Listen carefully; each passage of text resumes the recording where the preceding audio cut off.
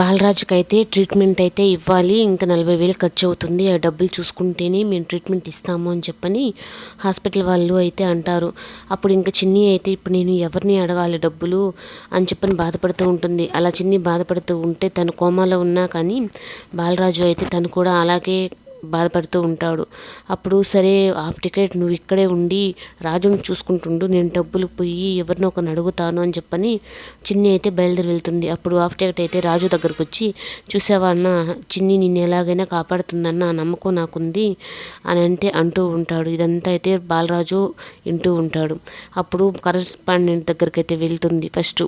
అక్కడ అతనైతే ఉండకుండా ఊర్లో అయితే వెళ్ళిపోతాడు. ఇప్పుడు మమ్మల్ని ఇద్దరిని కలిపింది ఆ సారే కదా, ఆ సార్ ఇస్తాడనుకున్నాను, సరే ఇంకా మహి వాళ్ళ ఇంటికన్నా వెళ్తాను, వాళ్ళ డాడీతో అన్న చెప్పి నాకు డబ్బులు తీసిస్తాడని చెప్పని చిన్ని అయితే మహి వాళ్ళ ఇంటికి వెళ్తే అక్కడ ప్రమీల అయితే మహి లేడు, వాళ్ళ అమ్మమ్మ ఊరు వెళ్ళాడు అని చెప్పని చిన్నికి చెప్తుంది.